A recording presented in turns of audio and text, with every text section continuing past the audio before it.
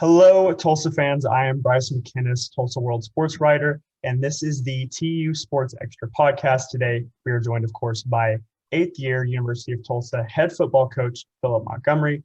Coach, we appreciate you joining us today. Hey, thanks for having me on. Coach, first I want to go back to the spring game last Saturday. Felt like, you guys were without some of your key pieces. You didn't seem too concerned without quarterback Davis Brin, obviously, who is still nursing from a surgery that he had to his non-throwing hand during the offseason. Why are you not concerned with having injuries during the spring game? Well, I think, number one, I'm around him every day, watching his progress, getting to see what he's doing, how he's preparing, what his rehab has been like. Feel very confident in where he stands right now from that standpoint, from his recovery. Don't think he's going to be missing a beat when he gets back from that injury. So watching him take the minimal route that he can take as far as getting involved in our scale situations and our 707 situations, being able to watch him operate doing that, but also, in the film room with him, watching him take mental reps on the field, being locked in those conversations that we're having. And so obviously I would have liked to have him. That being said, I'm not concerned about his health come next fall. Coach, what was your overall takeaway from the spring game? Were you pretty pleased with the product that you had on the field that Saturday? I'm pleased with where we're at right now. I think I have a good, and our coaches have a good understanding of where we are strengths and weakness wise. Things we got to continue to improve on, things we got to build on, but things that we feel as though we've made really good progress in. And so I think we've got a lot of the key pieces that we need. Obviously, it's the way this team's going to come together. It's about adding some other things to help, kind of fortify that as we move forward. But I like this team. I like where we're headed. We're younger than we've been in the last couple of years, but I like the hunger that this group has. And, throughout the spring when I was talking with a lot of the positional coaches, they said, this is what the spring is for. It's for identifying the talents, for figuring out who's your best hats at every position. Do you feel like you came out of it with a good sense of the best 11 players on both sides of the ball? Yeah, I think we did. Now, that being said, you still got, the rest of this spring, and then you've got summer workouts that are going to happen. You got fall camp that's going to happen. Some of those things may change. A guy may, dramatically improve his stock during fall camp. Another guy may take a step backwards. And so, nothing's in stone. That being said, I think our coaches and myself have a good idea of where I think guys are going to fit in, where things are going to happen, how those are going to kind of mesh and come together. And so that's always the exciting part of spring. And you go through this process every year. Obviously, at this point, you're one of the most tenured coaches in the conference, in the nation at that. How do you keep it fresh for yourself? How do you keep it fun and engaging for yourself? I think more than anything, I think our players do that part of it. Every year is a new team with a new personality, new strengths and weaknesses that you got to figure out. And then, the conference is always changing. Their teams are changing just like ours is changing. So there's going to be new challenges, new teams pop up that may have had a great year last year that may struggle this year and vice versa. And so you never know what that's going to bring. You look at our preseason schedule, and we're playing some really tough opponents. I think we've got 7 bowl teams. We've got 2 conference champions and a BCS guy in there. So, all of that being said, we know the challenges that are in front of it, but it's got to be about us right now and getting ourselves ready. And then, our focus will then go on our first game, which is Wyoming. And when you look at that non-conference schedule, you've got Wyoming, you've got Northern Illinois, Jacksonville State, and then you've got Ole Miss. Why was this the right non-conference schedule for this team? What's the one that's in front of us? We really don't have a choice in that part of it. It's going to be a tough test for us. We start off the year on the road, but, we're going to play whoever they put in front of us. And our guys have always taken that part of it very seriously. And so for us, it's about, right now managing what we can manage, and that's controlling the things that we control, how we work, how we get better. Guys are fixing to take finals, and they're going to be away from us for several weeks, and it's about what they do over that period, bringing themselves back in great condition, being able to, step right back in it when we get here in the summer, and being able to train and work at the level that we need to work at. So are your guys primarily just conditioning at this point in the spring?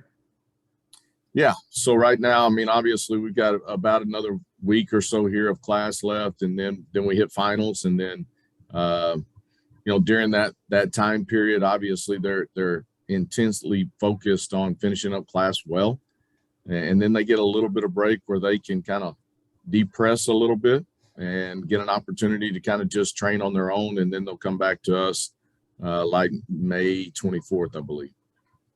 May 24th. So I want to kind of switch gears to your defense. When you look at the roster, and then when you look at the staff, you've got a lot of guys who are in their first or second year at their respective positions. How much do you endorse, and how much do you appreciate the job that Luke Olson has done with his defensive staff? Yeah, I'm excited about our defensive staff. I think they're coming together really well. Obviously, we've got a couple of new faces there. Luke's been around here for a while, but being able to take on a different position and a different responsibility. But that transition, I believe, has been pretty seamless. I think our players understand what we are doing schematically. That was one of the big factors in that decision to move Luke into that position. I've got all the faith in the world in him and our defensive staff and our players. And so you saw that this spring. Those guys are flying around. They understand what we do. They know how to fit things. They know where they're supposed to be dropping. That's a huge, huge plus for us as we enter the fall. And when you look at those veteran guys on the defense, like Anthony Goodlow, Justin Wright, when you have a staff with so many new faces, does their leadership roles as players become amplified to what it typically would be? I don't know if it's amplified as much as it is, you just love seeing those guys continuing to grow and mature. And that's what you want. We want a player-led locker room, guys that understand what the standard is, understand how we have to practice, how we have to prepare, what that looks like in the film room, what that looks like in your walkthrough. But those guys, the ones you mentioned, you're talking about Anthony Goodlow, Justin Wright, Kendarian Ray, John Michael Terry, Tyon Davis. Those guys have played in a bunch of games, and they understand the expectation level of where we want to be and where we're going and how we got to get there. And last season, you ended the year on a win, which obviously not a lot of teams can say, defeating Old Dominion in the Myrtle Beach Bowl. But you also faced your share of adversity, opening the season with a tough non-conference schedule. What was your biggest takeaway from last season? What do you think that you and your staff and your team learned the most last year? Well, I think more than anything else, I think it goes back to the things that we've been preaching since day one, and it's about us coming together. It's got to be more about us than it has to be about them. It's about understanding adversity is going to come throughout the season, throughout your life. It's how you face those challenges, how you come together, and how you keep belief and faith in each other to understand that this is where we are right now, but this is not where we're going to finish. And to watch those guys come together and finish the way they did the last part of the season, I think is a tremendous feat for them and for us. But it's got to be something that we continue to build and continue to keep growing with. And when you talk about that, it's not where you start, it's where you finish mentality. You guys came from behind, I believe, 5 times last season to win. What does that speak to about this team and their resilience? Well, we're a hard-nosed, tough, physical football team that's going to play you for 60 minutes. And that being said, the one thing that I can tell you about our conference after being in it as long as I have is every game's going to be a battle. There are no weak opponents in our conference. There are really quality players, really quality coaches. Every week, you've got to step out there and you've got to bring your best. And so you've got to find ways to win the close ball games. That's what we've been able to do over the last several years. But that's not going to change. That's what this conference is. It's about winning close ball games. Looking ahead to next season, your schedule came out a few weeks ago. Which game, conference or non-conference, did you feel like your guys in the locker room were the most excited about? I think with this group, it's not about one particular game, right? Mm-hmm. It's about the season as a whole. They're going to be excited about game one because it's game one. We've got to continue to take that approach, week by week. There's obviously some games that we've been in conferences with guys for an additional amount of time. So you've got some rivalry things that are built up there, some teams that how they're going to play, how physical they're going to be, how tough that game's going to be. And so those are on the schedule. But that being said, I don't think they look at it as, hey, I'm looking forward to just this one game. I think they're looking forward to the season and the opportunity to step back out on the field and compete. And this is a broader question I'm kind of surveying everybody about right now because I'm really curious. The name, image, likeness changes within the NCAA rulebook have dramatically changed the way that recruiting works, recruiting out of the transfer portal works. To what extent do you feel a responsibility to help guys and be an ambassador for them to be able to benefit from their NILs? Well, I'm obviously for them being able to benefit. That being said, I'm limited by NCAA rules and limited by our state rules of what I can do and can't do. We're going to do everything we can to help our young men be able to benefit from their name, image, and likeness. We want that to help them in that regard. At the end of the day, we still have to be concerned with our football team. We've got to be concerned with being a student athlete that's going to class, doing the right things, maintaining eligibility, and then playing it out. So the portal, yes, has changed it dramatically. Name, image, and likeness have changed it dramatically. That being said, we're going to do what we can to help them. At the end of the day, it's still got to be about our football team and about all of those members of our locker room.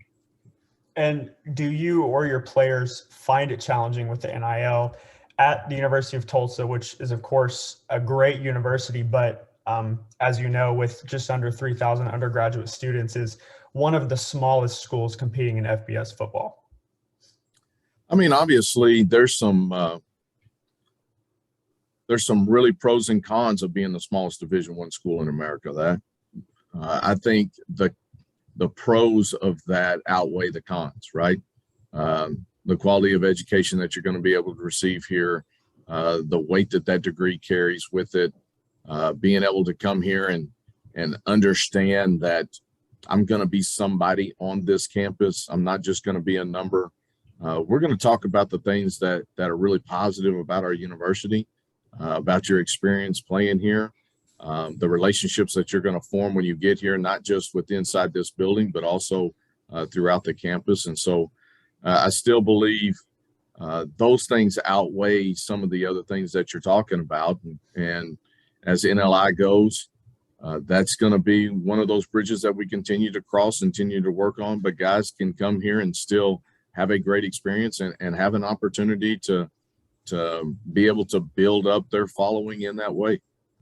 And guys that you recruit to play at the University of Tulsa, I know that they have to be better than average academically because of your academic standards. The things that you just mentioned, being able to be somebody on campus, having a more unique dynamic than I think a lot of Division I athletes have at other universities. Do you feel like the guys that you bring in really embrace that? I think they do, but more importantly, I think they feel that, right? And, that's one thing I think our staff does a really good job of understanding that, yeah, we're going to coach you hard, but we're going to take care of you. We're going to be here for you. It's not always going to be just about ball. It's going to be about what's going on in your life and how we can help you not only now, but in the future. And last question here, Coach. I want to talk about some of those guys that you've had come through and the draft coming up. How do you compare this group of guys that you have eligible, this class, to past classes that you have? As you know, we've talked about in the past, it's pretty special to see the trajectory of players who have the opportunity to play at the next level going up year after year. Yeah, I mean, I'm just so thrilled for those guys. I don't know that I'd compare this class to another class, but that being said,